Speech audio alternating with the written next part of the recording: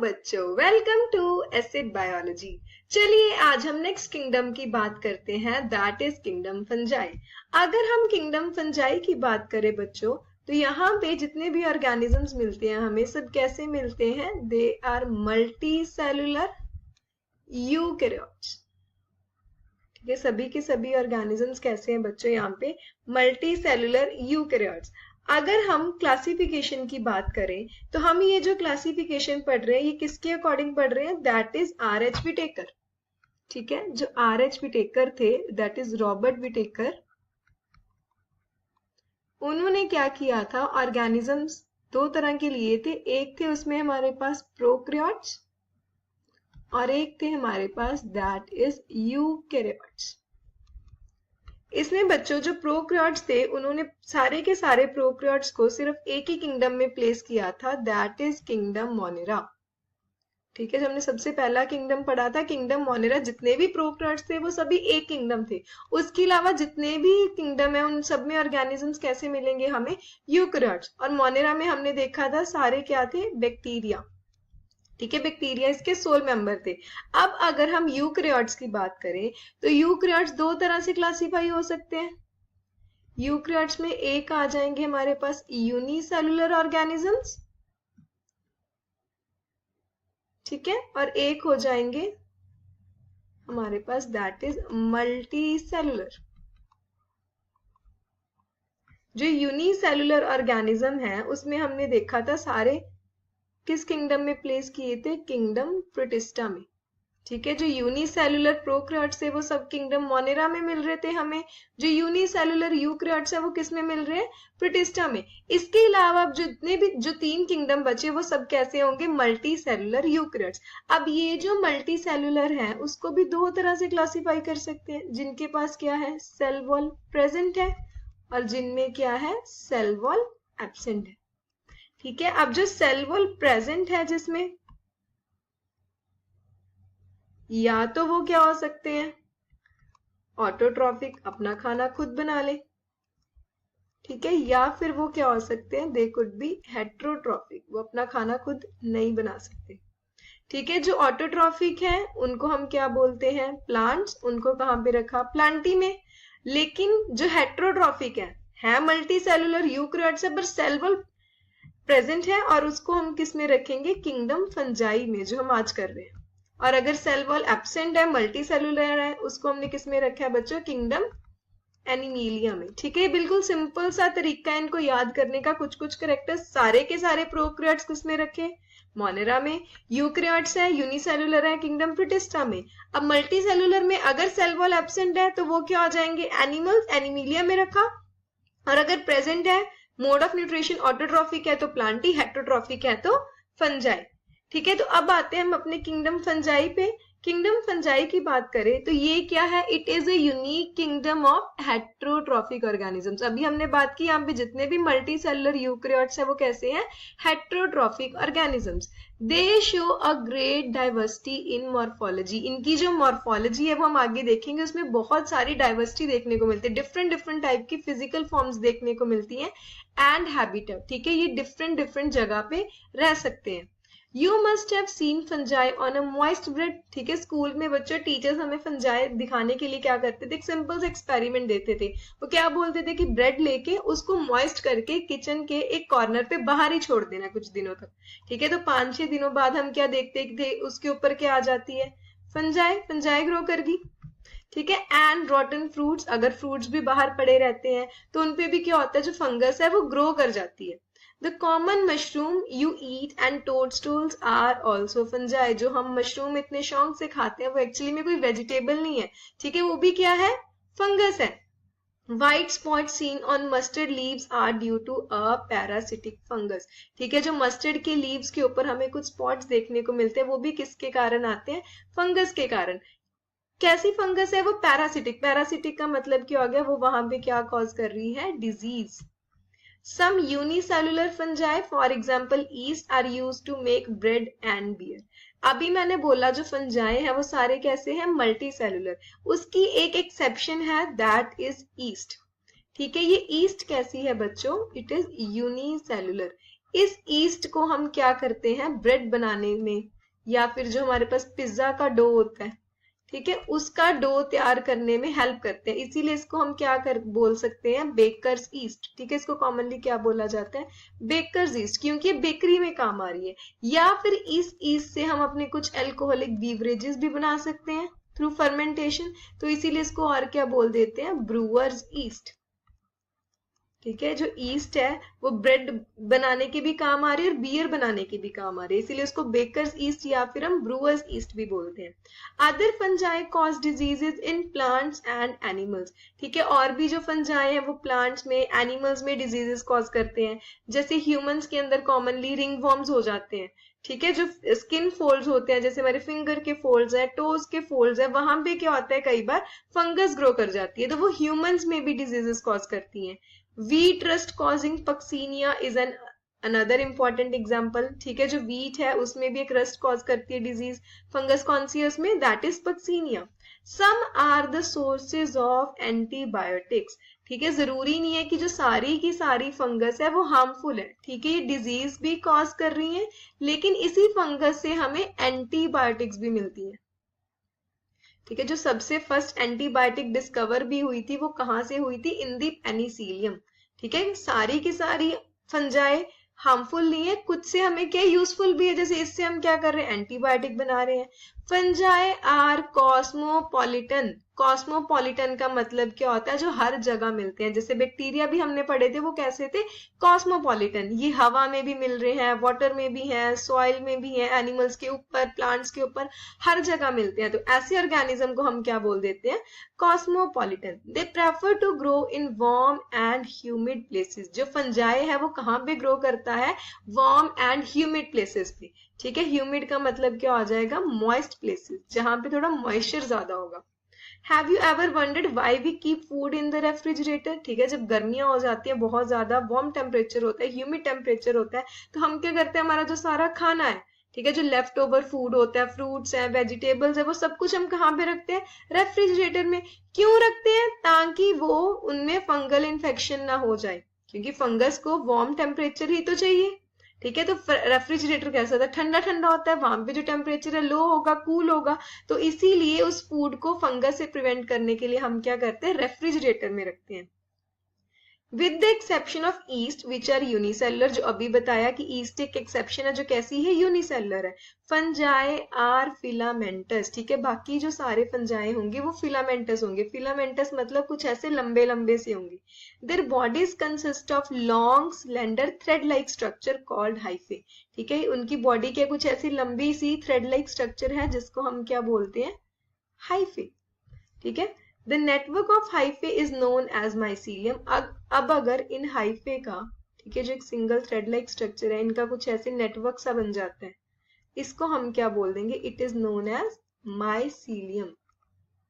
ठीक है, अगर सिंगल थ्रेड लाइक स्ट्रक्चर है दैट इज हाइफी, अगर उस हाइफी का नेटवर्क बन गया तो उसको हम क्या बोल देंगे, that is known as the mycelium. Some hyphae are continuous tubes filled with multi nucleated cytoplasm, they are called as coenocytic hyphae. अब क्या होता है, जैसे मान लो ये मेरे पास एक हाइफी है, ठीक है, इलोंगेटेड ट्यूब लाइक है, और इसमें क्या है, यहाँ पे कुछ ऐसे बच्चों बहुत सारे न्यूक्लियस प्रेजेंट है। ठीक है, इसमें क्या है, कुछ ऐसे बहुत सारे न्यूक्लियस प्रेजेंट हैं, तो इसको हम क्या बोल देंगे, इट इज नोन एज सिनोसिटिक। ठीक है, इसको हम क्या बोलते हैं, सिनोसिटिक। सिनोसिटिक का मतलब क्या हो गया, मल्टी न्यूक्लियर। ठीक है, ये एक न्यूक्लियस है, ये दूसरा न्यूक्लियस है, तो इस हाइफे के अंदर बहुत सारे जब हमें न्यूक्लियस देखने को मिलते हैं, उसको हम क्या बोलते हैं, सिनोसिटिक हाइफे। अदर्स हैव सेप्टेट और क्रॉसवॉल्स इन देयर हाइफे। ठीक है, अब क्या हो सकता है, कुछ हाइफे के अंदर, ठीक है, जैसे ये एक हाइफा है, इसमें भी वैसे ही क्या है, बहुत सारे न्यूक्लियस हैं, लेकिन उनके अंदर कुछ ऐसे सेप्टा प्रेजेंट है। सेप्टा मतलब कुछ ऐसे क्रॉस वॉल्स प्रेजेंट है, जिसके कारण क्या होगा, अब इस रीजन में एक ही न्यूक्लियस है। ठीक है, तो इसको हम क्या बोल देते हैं, सेप्टेट हाइफे। सेप्टा मतलब ये जो हमें कुछ ऐसे क्रॉस वॉल देखने को मिल रही है, इस हाइफा में वो क्रॉस वॉल नहीं है, तो इसको हम और क्या बोल सकते हैं, इट इज एसेप्टेट। ठीक है, जो ए सेप्टेट हाइफा होगा वही बच्चों कैसा होगा, सिनोसिटिक, क्योंकि उसके अंदर ही मल्टी न्यूक्लिएट कंडीशन है। अगर कोई हाइफा यहाँ पे हमें सेप्टेट देखने को मिल रहा है वो कैसा हो जाएगा, यूनी न्यूक्लिएट। इस चीज का ध्यान रखना, ठीक है, वो हाइफा कैसा होगा, it will be uni nucleate. The cell walls of fungi are composed of chitin and polysaccharide। अभी हमने बात की थी जो फंजाई है वो कैसा, उसके पास सेल वॉल है, लेकिन वो सेल वॉल किसकी है, काइटिन की। और प्लांट्स में किसकी होती है, that is cellulose. Most fungi are heterotrophic, ठीक है, हेट्रोट्रॉफिक है, इसीलिए हमने इनको किसमें प्लेस किया, किंगडम फंजाई में। अगर ऑटोट्रॉफिक होते तो कहाँ जाते, in kingdom Plantae. And absorb soluble organic matter from dead substrates and hence called as saprophytes.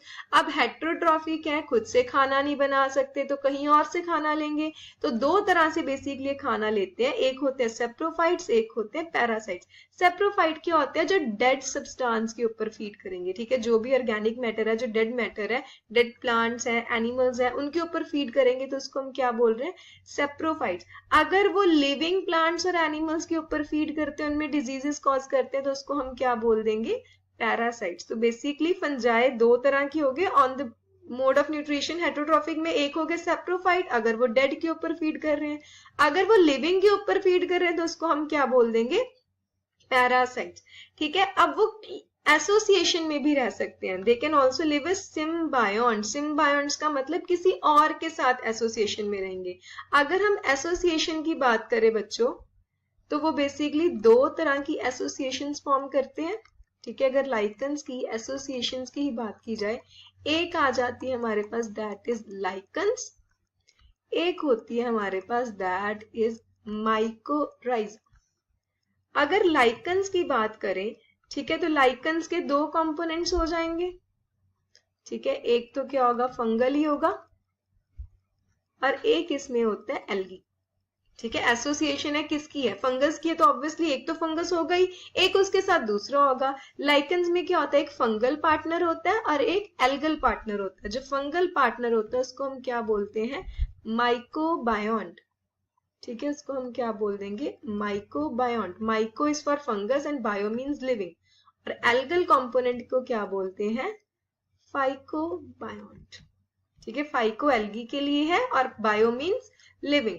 तो लाइकन्स क्या होगी, एसोसिएशन होगी बिटवीन एल्गी एंड फंजाई। फिर से आगे देखो, माइको मतलब फंजाई और राइजा मतलब रूट्स। जब फंजाई किसी रूट्स के साथ ऑफ हायर प्लांट्स, उनकी रूट्स के साथ एसोसिएशन बनाती है, तो उसको हम क्या बोलते हैं, माइकोराइजा। अब इसकी एसोसिएशन बनाने का पर्पस क्या हो गया। ठीक है, हमें पता है जो एल्गी है वो प्लांट्स में आती है, तो ये क्या करेंगे, अपना फूड सिंथेसाइज कर लेंगे। ठीक है, अपना फूड खुद सिंथेसाइज कर सकते हैं। लेकिन जो फंगस है ये फूड सिंथेसाइज नहीं कर सकता, तो इसको क्या होगा, इस एल्गी से फूड मिल जाएगा। ठीक है, एल्गी क्या करेगी, इसको फूड दे देगी, और फंगस उसको क्या करता है, बदले में शेल्टर देता है। ठीक है, अभी हमने देखा था ना, जो फंगस है वो क्या है, कुछ ऐसे लॉन्ग थ्रेड लाइक स्ट्रक्चर है। ठीक है, ऐसे नेटवर्क सा बनाते हैं, जिसको हमने क्या बोला था, माइसीलियम। अब इसके पास स्पेस तो बहुत है, तो ये क्या करेगा, एल्गी को बदले में शेल्टर दे देगा। ठीक है, न्यूट्रिएंट्स अब्सॉर्ब करके देने में हेल्प करेगा, और एल्गी उसको क्या करेगी, फूड प्रोवाइड करने में हेल्प करेगी। क्लियर है, तो इस एसोसिएशन को, फंगस और एल्गी की एसोसिएशन को हम क्या बोलते हैं, लाइकन्स। अगर माइकोराइजा की बात करें, ठीक है, तो ये क्या, let's say these are the roots of higher plants. तो एल्गी क्या करेगा, फंगस यहाँ पे क्या करेगा, फंगस इसके साथ भी ऐसे ही एसोसिएशन बना लेगा। ठीक है, इसके आसपास यहाँ पे अपने माइसीलियम से हाइफेसिस को कवर कर देगा, तो ये क्या कर रहा है, उसको प्रोटेक्ट करने में हेल्प करता है। ठीक है, इसके साथ इसका सरफेस एरिया भी कवर हो रहा है, तो यहाँ पे वाटर अब्जॉर्प्शन भी इंक्रीज हो जाएगी, H2 अपटेक में भी हेल्प करेगा। और बदले में हायर प्लांट्स हैं, ये क्या करेंगे, इसको फूड प्रोवाइड करेंगे, क्योंकि प्लांट्स है तो फूड सिंथेसाइज करेंगे। फंगस को क्या होगा, फूड मिल जाएगा, और रूट्स को क्या बेनिफिट होगा, उनको प्रोटेक्शन में हेल्प कर रहा है और वाटर अपटेक में हेल्प कर रहा है। तो बेसिकली जो फंगस है वो दो एसोसिएशंस बना रहा है, one is lichens and second is mycorrhiza. ठीक है, तो दो एसोसिएशंस होगी, वन इज विद एल्गी जिसको हमने क्या बोला lichens, and roots of higher plant जिसको हम क्या बोल रहे हैं बच्चों माइकोराइजा। ये दोनों एसोसिएशंस हमने ध्यान में रखनी है। अगर रिप्रोडक्शन की बात की जाए तो फंजाई तीन तरह से रिप्रोड्यूस कर सकती है, vegetatively, asexual and sexual reproduction. ठीक है, तो वेजिटेटिव रिप्रोडक्शन में कौन कौन से मेथड्स हैं, fragmentation, fission and budding. Fragmentation में क्या होगा बच्चों, जो फंजाई है वो कुछ फ्रेगमेंट्स में टूट जाएगी और ये जितने भी फ्रेगमेंट्स बने हैं वो इंडिविजुअली जर्मिनेट करके क्या करेंगे, न्यू माइसीलियम बना देंगे। ठीक है, नेक्स्ट इज फिजन। जैसे हमने बैक्टीरिया में बात की थी, क्या होगा, जो एक माइसीलियम है वो डिवाइड करके क्या करेगा, यहाँ पे दो न्यू डॉटर सेल्स बना देगा या दो न्यू डॉटर माइसीलियम बना देगा। Next is budding. बडिंग में क्या होता है बच्चों, जैसे ईस्ट है, यूनिसेलुलर फंजाई है, उसमें क्या होगा, इसके ऊपर क्या होगा, एक छोटी सी आउटग्रोथ निकल जाती है जिसको हम क्या बोलते हैं बड। ये लेटर ऑन क्या होगा, यहाँ से पेरेंट से डी अटैच होगा और ये भी क्या करेगा, जर्मिनेट करके न्यू फंजाई बना देगा। एसेक्सुअल रिप्रोडक्शन स्पोर्स के थ्रू होती है, जैसे कोनिडियोफोर्स भी बोल देते हैं, स्पोरेंजियोस्पोर्स और जूस्पोर्स। अब जूस्पोर्स में यहाँ पे क्या आ रहा है बच्चों, जू का मतलब क्या होता है, एनिमल। तो याद रखना जो ये वाले स्पोर्स होते हैं ये हमेशा कैसे होंगे, मोटाइली मूव कर सकते हैं। ठीक है, इसके अलावा जितने भी स्पोर्स है वो सब कैसे होंगे, नॉन मोटाइल। अगर सेक्सुअल रिप्रोडक्शन की बात करी जाए तो वहां पे भी कुछ स्पेशलाइज स्पोर्स बन रहे हैं, like oospores, ascospores and basidiospores. The various spores are produced in distinct structures called body. ठीक है, ये जो सेक्सुअल स्पोर्स है सारे वो एक स्पेशलाइज स्ट्रक्चर में बनते हैं जिसको हम क्या बोलते हैं, fruiting body. The sexual cycle involves following 3 steps. अब ये जो साइकिल हो रहा है, सेक्सुअल साइकिल हो रहा है, इसमें 3 स्टेप्स आते हैं। ठीक है, यहाँ पे क्या होता है बच्चों, सबसे फर्स्ट क्या है हमारे पास कि जो मोटाइल या जो नॉन मोटाइल गेमीट्स है वो उनका प्रोटोप्लाज्म फ्यूज करेगा। लेट्स से हमारे पास ये एक हाइफा है, ठीक है, इसके अंदर अपना एक न्यूक्लियस है, इसके साथ हम एक और कलर का माइसीलियम बना लेते हैं, ये हाइफा बना लेते हैं कि लेट्स से एक और हाइफा है। अब ये दोनों यहाँ पे फ्यूज करके क्या करेंगे, अपना प्रोटोप्लाज्म फ्यूज कर लेंगे। ठीक है, तो सबसे फर्स्ट स्टेप हमारे पास यहाँ पे क्या आ जाएगा बच्चों कि ये जो एक हाइफा है, एक ये दूसरा हाइफा है या गमीट बोल लो इसको। ठीक है, सबसे फर्स्ट क्या होगा, इनका जो प्रोटोप्लाज्म है वो फ्यूज हो जाएगा। प्रोटोप्लाज्म मतलब यहाँ पे जो बाकी एक्स्ट्रा कंटेंट प्रेजेंट है, जो कुछ भी है, ठीक है, वो सब क्या हो जाएगा, यहाँ पे दोनों हाइफे का, दोनों सेल्स का फ्यूज हो जाएगा। तो इस स्टेप को हम क्या बोल रहे हैं, प्लाज्मोगेमी। इसके बाद क्या होगा, अभी आप भी देखो, ये जो न्यूक्लियस है, ठीक है, एक फर्स्ट स्ट्रेन का है, एक दूसरी स्ट्रेन का है, तो यहाँ पे दोनों न्यूक्लियस एज सच पढ़े तो इसको हम क्या बोल देते हैं, N+N कंडीशन। ठीक है, यहाँ पे एक हैप्लॉइड सेल था, एक ये हैप्लॉइड सेल है, तो यहाँ पे फर्स्ट स्टेप में क्या हुआ, प्लाज्मोगेमी में सिर्फ इनका जो प्रोटोप्लाज्म है वो फ्यूज हुआ। ठीक है, इसका जो प्रोटोप्लाज्म था, इसका जो प्रोटोप्लाज्म था वो फ्यूज हुआ, जिसको हमने क्या बोला, प्लाज्मोगेमी। जो दोनों के न्यूक्लियस है वो एज सच पड़े हैं, ठीक है, N+N। इस स्टेज को हम बच्चों क्या बोल देते हैं, this is known as dikaryotic stage. Dikaryotic, di means two and karyotic means nucleus. ठीक है, तो यहाँ पे क्या एज सच दोनों न्यूक्लियस है। इसके बाद नेक्स्ट स्टेप क्या आएगा हमारे पास, अभी ये जो दोनों न्यूक्लियस थे वो फ्यूज हो जाएंगे। ठीक है, तो ये क्या बन जाएगा, डिप्लॉयड न्यूक्लियस।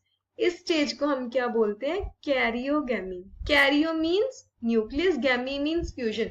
ठीक है, फर्स्ट स्टेप में क्या हुआ, दोनों का सिर्फ जो प्रोटोप्लाज्म था वो फ्यूज हुआ। नेक्स्ट स्टेप में क्या आ रहा है, उनके जो दोनों न्यूक्लियाई थे वो फ्यूज हो जाएंगे, जिसको हम क्या बोल रहे हैं, कैरियोगेमी। अब ये डिप्लॉयड था, पेरेंट कैसा था, हैप्लॉयड था, वापस से हैप्लॉयड बनाने के लिए भी बच्चों मियोसिस। ठीक है, यहाँ पे क्या होगी, मियोसिस। फ्यूज्ड हाइफा है, ये मिलके यहाँ पे क्या बना देगा, हमारे पास एक फ्रूटिंग बॉडी। ठीक है, ये यहाँ पे क्या बनाता है, फ्रूट बॉडी। इस फ्रूटिंग बॉडी के अंदर यहाँ पे क्या बनेंगे, स्पोर्स। ठीक है, इसके अंदर भी है, उसके ऊपर भी बन सकते हैं, इनको हम क्या बोल देते हैं, these are known as spores. ठीक है, दीज आर सेक्सुअल स्पोर्स। अब ये सेक्सुअल स्पोर्स जर्मिनेट करके क्या करते हैं, न्यू माइसीलियम बनाते हैं। ठीक है, तो जब फंगस बेसिकली सेक्सुअली रिप्रोड्यूस कर रहा है तो सबसे पहले क्या हुआ, दो हैप्लॉइड हाइफे आए, ठीक है, N of compatible mating type, ठीक है, वही दो हाइफे फ्यूज करेंगे जो आपस में कंपैटिबल होंगे, जो मैच करेंगे, कम टुगेदर एंड फ्यूज, ठीक है। फ्यूज होने के कारण यहाँ पे क्या हुआ था, सबसे पहले प्लाज्मोगैमी, दोनों का जो प्रोटोप्लाज्म था वो फ्यूज हुआ था। In some fungi the fusion of two haploid cells immediately result in diploid cells. अब कुछ फंजाई में क्या होता है, डायरेक्टली फ्यूज होके वो क्या बना देते हैं, डिप्लॉइड सेल, ठीक है। जैसे यहाँ पे इंटरमीडिएट स्टेज आई थी ना n+n, कुछ में क्या होगा, वो डायरेक्टली ही किस में शिफ्ट हो जाएगा, इस स्टेज में, डिप्लॉइड सेल में। हाउएवर इन अदर फंजाई जैसे एस्कोमाइसिटीज है, बेसिडियोमाइसिटीज है, an intervening dikaryotic stage like n+n occurs, ठीक है। एस्कोमाइसिटीज और बेसिडियोमाइसिटीज में क्या होता है, ये जो n+n वाली स्टेज है ये होती है, लेकिन कुछ में हो सकता है डायरेक्टली फ्यूजन के बाद सीधा ये डिप्लॉइड स्टेज आ जाए, ठीक है। Such a condition is called dikaryon, इसको हम क्या बोल देते हैं, डाइकैरियन। क्यों, क्योंकि यहाँ पे दो न्यूक्लियस है, ठीक है। Di means two and karyon means nucleus, और फेज को क्या बोल देते हैं, डाइकैरियोफेज ऑफ फंगस। उसके बाद क्या होगा, later the parental nuclear fuse, फिर ये न्यूक्लियस फ्यूज हो गया, यहाँ पे क्या बना देगा, diploid nucleus, and sales become diploid, तो पूरा का पूरा सेल हमारे पास कैसा हो जाएगा, diploid. The fungi form fruiting bodies in which reduction division occur. अब ये जो डिप्लॉइड सेल बना उसके बाद यहाँ पे क्या बना था बच्चों, फ्रूटिंग बॉडी, जिसमें क्या होगी, रिडक्शन डिवीजन। रिडक्शन डिवीजन मतलब मियोसिस, ठीक है, leading to formation of haploid spores, जिसके कारण उसमें अब क्या बने हैं, हैप्लॉइड स्पोर्स। क्लियर है। द मॉर्फोलॉजी ऑफ माइसीलियम, ठीक है, जो माइसीलियम है उसकी मॉर्फोलॉजी अलग अलग हो सकती है, जैसे हमने बात की थी, सेप्टेट हो सकते हैं, ए सेप्टेट हो सकते हैं, mode of spore formation, spores कैसे बन रही हैं, एंड फ्रूटिंग बॉडीज, ठीक है। फ्रूटिंग बॉडीज कैसी हैं, उसके बेसिस पे हमारे पास जो ये किंगडम है उसको हमने डिफरेंट डिफरेंट क्लासेस में क्लासीफाई किया है। तो सबसे फर्स्ट क्लास बच्चों हमारे पास यहाँ पे क्या आ जाती है, फाइकोमाइसिटीज, ठीक है। Member of phycomycetes are found in aquatic habitats. ये जो फाइकोमाइसिटीज है ये हमें कहाँ पे मिलते हैं, मेनली वाटर में, and on decaying wood in moist and damp places, decaying wood पे भी मिलते हैं, और as obligate parasites on plants, ठीक है। और ये पैरासाइट्स की तरह भी मिलते हैं। पैरासाइट्स क्या होते हैं, जो डिजीजेस कॉज करते हैं। The mycelium is aseptate and coenocytic, ठीक है। इसका माइसीलियम कैसा होगा, एसेप्टेट। एसेप्टेट का मतलब कोई बीच में क्रॉस वॉल नहीं है, ठीक है, डायरेक्टली ऐसे ही न्यूक्लियस प्रेजेंट है, तो कंडीशन कैसी हो जाएगी, सिनोसिटिक एंड एसेप्टेट, ठीक है। तो इसमें कैसा मिल रहा है हमको, mycelium, coenocytic and aseptate. Asexual reproduction takes place by zoospores, ठीक है। जू आ गया, अभी बताया था जू क्या है, एनिमल, ये स्पोर्स कैसे होंगे, मोटाइल या फिर aplanospores, non motile. These spores are endogenously produced in sporangium. Endogenously का मतलब क्या है, ये अंदर बनते हैं, ठीक है, किसी चीज के यहाँ पे अंदर बन रहे हैं। तो जो प्लेनोस्पोर्स हैं वो क्या है, एंडोजीनसली प्रोड्यूस हो रहे हैं। हमने ये याद रखना है, कौन से स्पोर्स एंडोजीनसली प्रोड्यूस होते हैं, कौन से स्पोर्स एक्सोजीनसली प्रोड्यूस होते हैं, ठीक है। नॉर्मली में मैच द फॉलोइंग में क्वेश्चन आ जाते हैं। A zygospore is formed by fusion of two gametes. Zygospore क्या हो गया बच्चों, जब दो gametes की fusion होगी फाइकोमाइसिटीज में तो उसको हम क्या बोलते हैं, zygospore. These gametes are similar in morphology. अब जो दो gametes थे जो फ्यूज कर रहे थे वो सिमिलर भी हो सकते हैं, सेम सेम, तो उसको क्या बोलेंगे, आइसोगैमस। डिसिमिलर भी हो सकते हैं, अलग अलग हो सकते हैं, ठीक है। आइसोगैमस शेप साइज का डिफरेंस हो सकता है। और ऊगैमस, oogamous का मतलब क्या होता है, जो फीमेल गेमीट होगा वो लार्ज होगा, ठीक है, this is the female gamete, ये क्या है, लार्ज है। और एक हमारे पास मेल गेमीट होगा जो कैसा होगा, स्मॉल होगा। तो उस कंडीशन को क्या बोलते हैं, oogamous। अगर दोनों मॉर्फोलॉजी में सेम है, ठीक है, साइज स्ट्रक्चर सब सेम है, आइसोगैमस। डिसिमिलर है, अलग अलग है, तो उसको हम क्या बोल रहे हैं, अनाइसोगैमस। अब एक फीमेल लार्ज है और मेल स्मॉल है तो उसको हम क्या बोल देंगे, oogamous। इसके एग्जांपल्स क्या क्या हैं बच्चों, म्यूकर, राइजोपस एंड एल्ब्यूगो, ठीक है। याद करने का तरीका क्या है, रैम या राम, जो मर्जी बोल लो। आर इज राइजोपस, ठीक है, ए से क्या हो जाएगा, एल्ब्यूगो। एल्ब्यूगो क्या कॉज कर रहा था, मस्टर्ड लीव्स के ऊपर पैरासिटिक फंजाई, ठीक है, व्हाइट स्पॉट्स कॉज कर रहा था। और एम क्या हो जाएगा, दैट इज म्यूकर, ठीक है। म्यूकर क्या है, commonly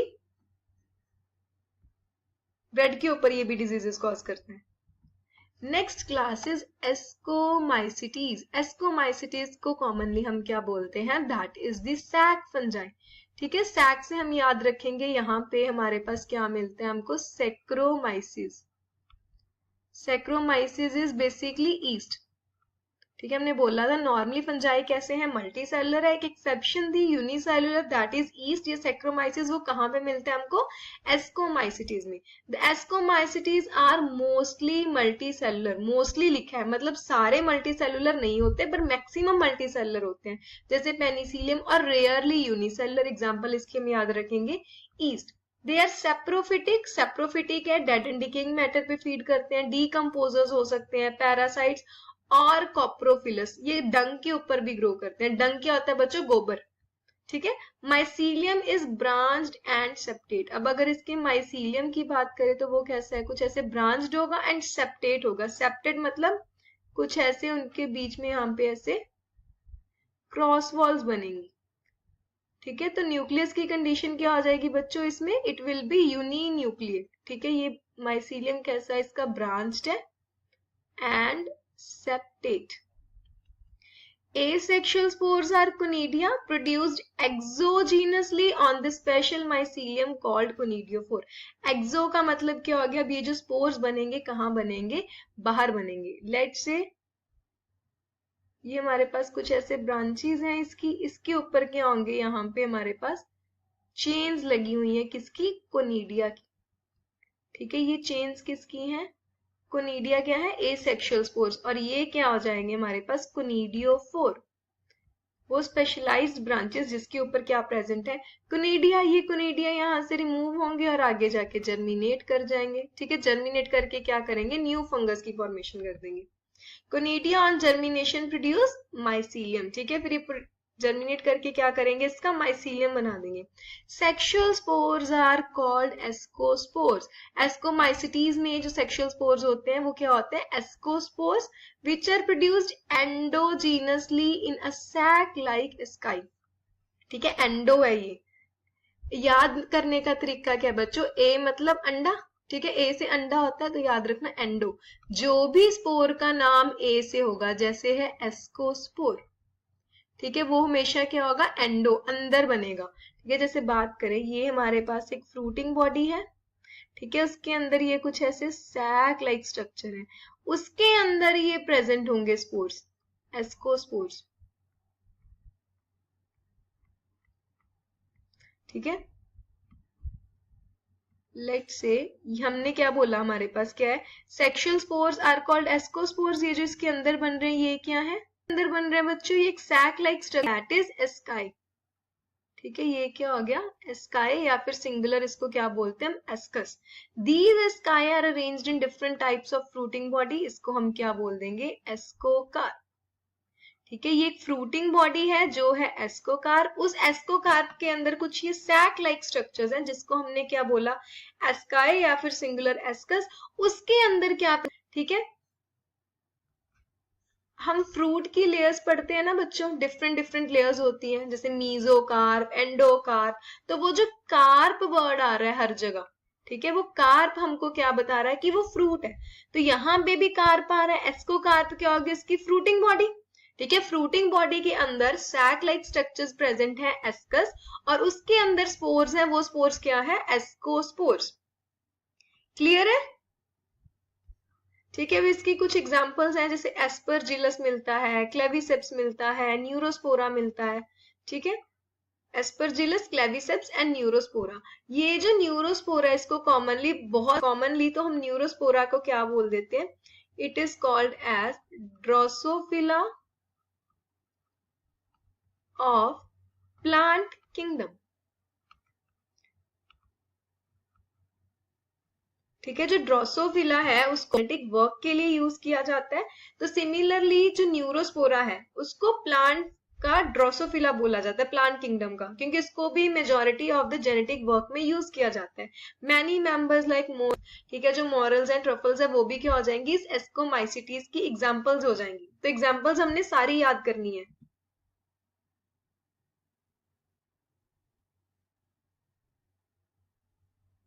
Next class is Basidiomycetes. ठीक है। कॉमनली बेसिडियोमाइसिटीज की कॉमन फॉर्म्स क्या है, जैसे मशरूम्स हैं, ब्रैकिट फंजाई है और पफ बॉल्स। मशरूम्स तो सबने खाया ही है, ठीक है, तो वो किसकी एग्जांपल आ जाती है बच्चों, that is basidiomycetes. They grow in soil के ऊपर मिलते हैं, लकड़ी के तनों के ऊपर मिलते हैं, trees, in living plant bodies as parasites, ठीक है, अंदर भी मिलते हैं, जैसे रस्ट एंड स्मट्स। ये रस्ट एंड स्मट्स क्या करते हैं, वीट में डिजीजेस कॉज करते हैं, ठीक है, they cause diseases in wheat. Mycelium is branched and septate, ठीक है, इसका भी जो माइसीलियम है जैसे हमने उसमें बनाया था, कैसा है, ब्रांच्ड है और सेप्टेट है, ठीक है, उसमें भी कुछ ऐसे क्रॉस वॉल्स प्रेजेंट है और ये भी क्या है, सेप्टेट है। The asexual spores are generally not found. इस केस में यहाँ पे कोई भी asexual spores नहीं मिल रही। एस्कोमाइसिटीज में कौन से मिल रहे थे, कोनिडिया, लेकिन यहाँ पे कोई asexual spores नहीं मिलते। But vegetative reproduction by fragmentation is common, ठीक है, इनमें जो vegetative reproduction है through fragmentation that is very common। जैसे commonly मशरूम की बात करते हैं, अगर किसी ने मशरूम कल्टीवेशन होते देखी हो या कोई करता हो, तो मशरूम को हम क्या करते हैं, टुकड़ों में, ठीक है, एक मशरूम होता है जिसको तोड़ के फील्ड में फैला देते हैं जहां पे भी हमने ग्रो करना होता है, तो वो जो हम उसके टुकड़े कर रहे हैं वो एक्चुअली क्या है, फ्रेगमेंटेशन, ठीक है। तो कॉमनली बेसिडियोमाइसिटीज कैसे रिप्रोड्यूस करते हैं, through fragmentation. Sex organs are absent, इनमें जो सेक्स ऑर्गन्स है वो एब्सेंट है, दिस इज वेरी इंपॉर्टेंट, कोई सेक्स ऑर्गन्स नहीं मिलते। बट इसका मतलब ये नहीं हो जाएगा कि यहाँ पे सेक्सुअल रिप्रोडक्शन नहीं होगी, ठीक है, सेक्स ऑर्गन्स नहीं है बट यहाँ पे रिप्रोडक्शन होती है। Plasmogamy is brought about by fusion of two vegetative cells of different strains और जीनोटाइप, ठीक है, तो अब यहाँ पे जो प्लाज्मोगैमी होगी वो किसके थ्रू हो जाएगी, जो वेजिटेटिव सेल्स है, ठीक है, सेक्सुअल सेल्स तो एब्सेंट है क्योंकि सेक्स ऑर्गन्स नहीं है, तो प्लाज्मोगैमी किसकी हो जाएगी, यहाँ पे वेजिटेटिव सेल्स की। The resultant structure is dikaryotic, ठीक है, प्लाज्मोगैमी हुई, फ्यूजन हुआ, जैसे ये दो डिफरेंट स्टेन्स थी, ये फ्यूज हुआ, फ्यूज होने के बाद क्या होगा, डाइकैरियोटिक स्टेज बन जाएगी, ठीक है, प्लाज्मोगैमी के बाद। उसके बाद क्या होगा, ये जो न्यूक्लियस है वो फ्यूज करके which gives rise to basidium. Basidium क्या हो जाएगा इसका, जिसके अंदर स्पोर्स बनेंगे, ठीक है, डाइकैरियोटिक था, डाइकैरियोटिक के बाद ये फ्यूज हुआ, दिस इज 2n। अब क्या होगा, कैरियोगैमी एंड मियोसिस होगी, मियोसिस के कारण वहां पे क्या बनेंगे, बेसिडियोस्पोर्स। अब इसमें हमने क्या पढ़ा था, फिर फ्रूटिंग बॉडी बनती है, फ्रूटिंग बॉडी के अंदर कुछ वैसे ही स्ट्रक्चर्स बनेंगे जिसके अंदर क्या बन जाएंगे, स्पोर्स। अब यहाँ पे देखो जो स्पोर्स हैं वो कैसे हैं, एक्सोजीनसली, क्योंकि ए से स्टार्ट नहीं हो रहा ना, ए से बताया था अंडा एंडो, ठीक है, तो ये जो स्पोर्स हैं ये कहाँ पे बन जाएंगे बच्चों, अब हमारे पास that is on the surface, ठीक है, तो ये जो स्पोर्स हैं, जो बेसिडियोस्पोर्स हैं वो क्या होंगे, इस सैक लाइक स्ट्रक्चर के ऊपर बनेंगे, ठीक है, अब इसके अंदर नहीं बन रहे, जैसे हमने एस्को वो उसके अंदर बनाए थे, तो यहाँ पे क्या होगा, एक सैक में कितने देखने को मिल रहे हैं हमको, 4 बेसिडियोस्पोर्स, ठीक है, तो कैरियोगैमी हुई, मियोसिस हुई, मियोसिस होने के कारण अब एक सेल है, मियोसिस हो रही है, तो हमको पता है ना वहां पे 4 स्पोर्स ही बनेंगे, तो उससे क्या हो गया, एक के अंदर 4 स्पोर्स बन रहे हैं, प्रोड्यूसिंग 4 बेसिडियोस्पोर्स। बेसिडियोस्पोर्स कैसे बने, एक्सोजीनसली ऑन द बेसिडियम, ठीक है, तो ये हमारे पास कार्प है, फ्रूटिंग बॉडी है, तो इसको हम क्या बोल देंगे, बेसिडियोकार्प। जो अंदर स्ट्रक्चर है जिसमें वो बन रहे हैं उसको हम क्या बोल देंगे, बेसिडियम या बेसिडिया प्लूरल, और जो स्पोर्स हैं they are known as basidiospores. Clear है, ठीक है, तो बेसिडिया कहाँ पे अरेंज्ड है, द फ्रूटिंग बॉडी, बॉडी है तो पीछे क्या आ जाएगा, कार्प। याद करने का सिंपल सा तरीका है बेसिडियो कार्प। इसकी एग्जांपल्स हमारे पास क्या आ जाएंगी, अगैरिकस, अस्टिलैगो एंड पक्सीनिया, ठीक है। आज हम यूपी जाएंगे, तो आज क्या हो गया, अगैरिकस, एजी, यू से अस्टिलैगो एंड पी से क्या आ जाएगा, पक्सीनिया। अगर रिप्रोडक्शन की बात की जाए तो फंजाई 3 तरह से रिप्रोड्यूस कर सकती है, vegetatively, asexual and sexual reproduction, ठीक है। तो वेजिटेटिव रिप्रोडक्शन में कौन कौन से मेथड्स हैं, फ्रेगमेंटेशन, फिजन एंड बडिंग।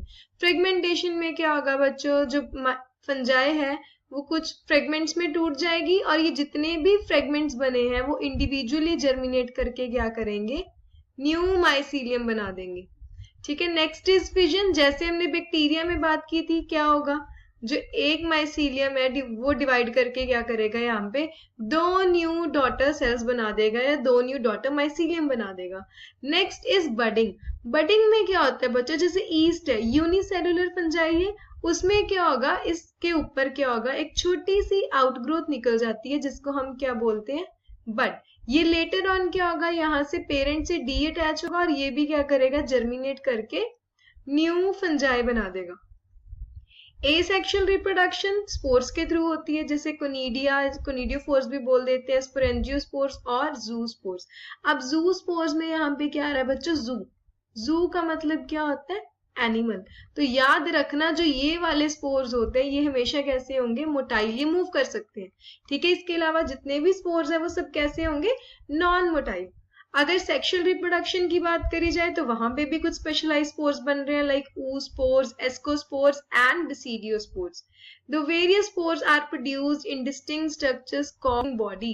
ठीक है, ये जो सेक्सुअल स्पोर्स है सारे वो एक स्पेशलाइज स्ट्रक्चर में बनते हैं जिसको हम क्या बोलते हैं, fruiting body. The sexual cycle involves following 3 steps. अब ये जो साइकिल हो रहा है, सेक्सुअल साइकिल हो रहा है, इसमें 3 स्टेप्स आते हैं, ठीक है। यहाँ पे क्या होता है बच्चों, सबसे फर्स्ट क्या है हमारे पास कि जो मोटाइल या जो नॉन मोटाइल गेमीट्स है वो उनका प्रोटोप्लाज्म फ्यूज करेगा।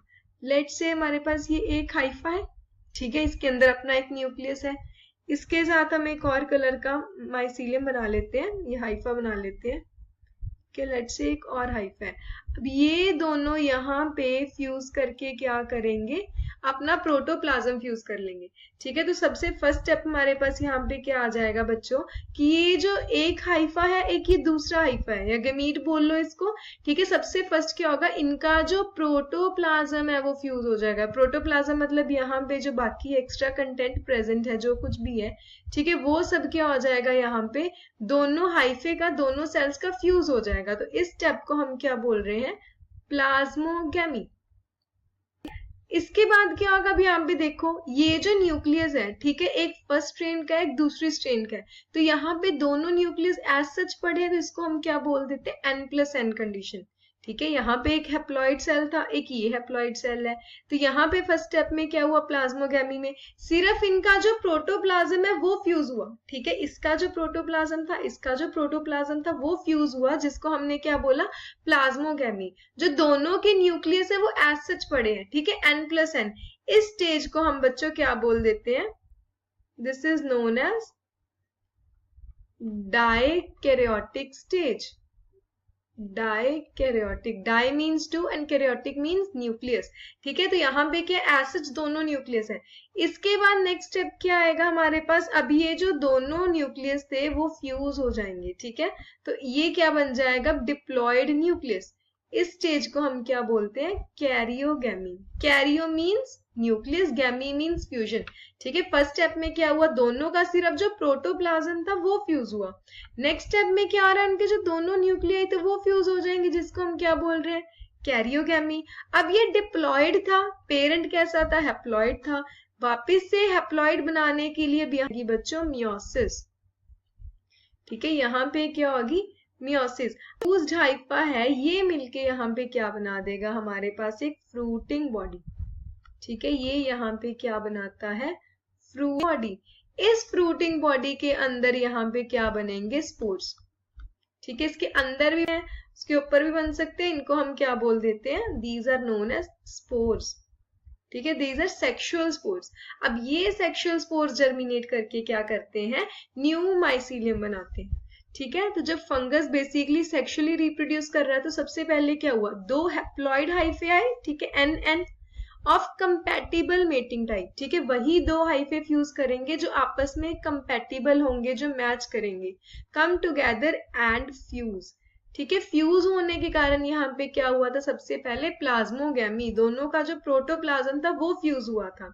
इन some fungi the fusion of 2 haploid cells immediately result in diploid sales.